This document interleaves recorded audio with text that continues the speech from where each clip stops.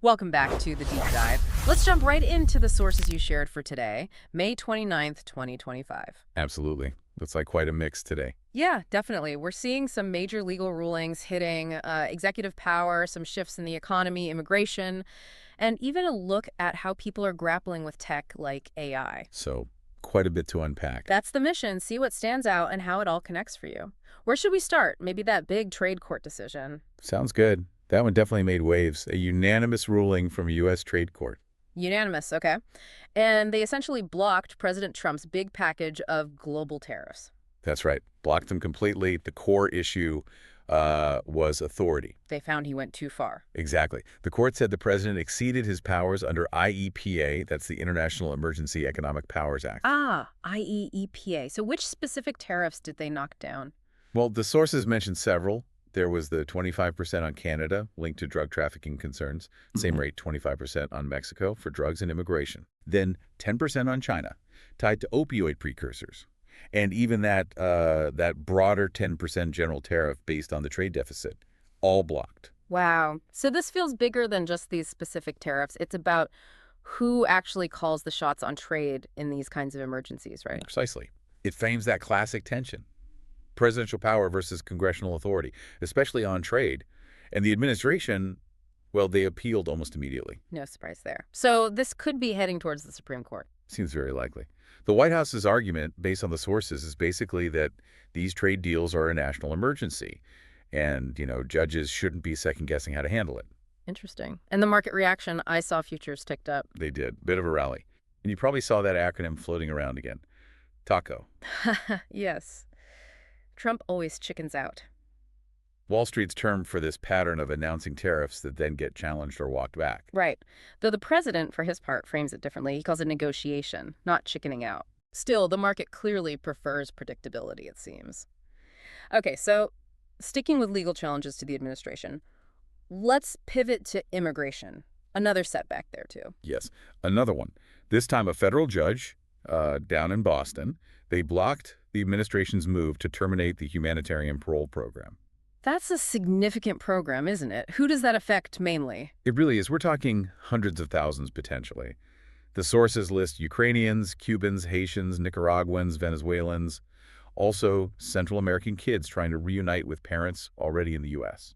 So the judge put a stop to ending that, at least for now. For now, yes. The ruling noted the termination seemed improper, but it might not be the final word.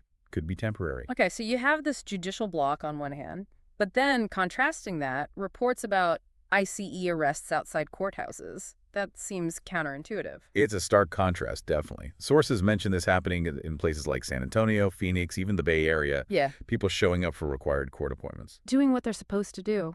Exactly. And then reportedly being arrested right outside. It's led to protests, naturally, and raises real questions about access to justice if people fear arrest just for showing up.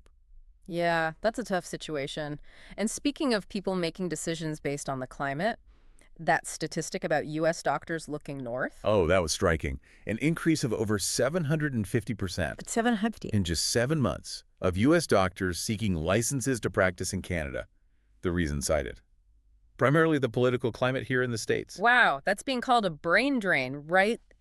Losing a highly skilled professional. That's the term being used, yes. Yeah. It really highlights how these broader national issues can have very direct personal consequences for people's careers and lives. Absolutely. Okay, let's switch gears one last time. Technology, specifically AI. There's a new report out from Kyndryl. Right, and it points to a really interesting gap.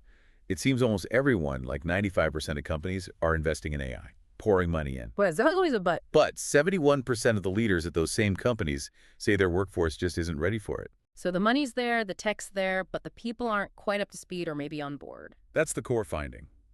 It's a human bottleneck. The report breaks it down. Sure, about half, 51%, say they lack the skilled talent. But almost as many, 45% of CEOs, point to employee reluctance, maybe even hostility towards AI. Fear of job loss. Or just not knowing how to use it. Could be both. Fear, feeling unprepared for how it changes their work. The report did find a small group, about 14% they call AI paysetters, who are succeeding. And what are they doing differently? Well, a key factor seems to be focusing on change management, really thinking about how to bring employees along, train them, address their concerns, integrate the tech thoughtfully. not just dropping it in. So it's less about the algorithm and more about the people strategy around it. It really puts the focus there. The human integration is critical. Okay, so let's tie this together.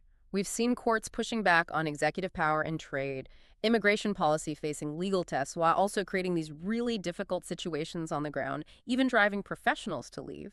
And then in AI, the most advanced tech, the biggest hurdle isn't the code, it's actually getting people ready for it. Right.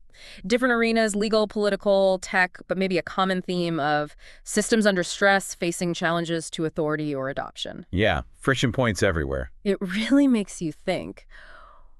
What does this combination, the legal challenges, the human reactions to policy shifts, this people problem and tech adoption, Well, what does it all suggest about how stable or maybe how adaptable our various systems really are today? Something for you to chew on from today's sources.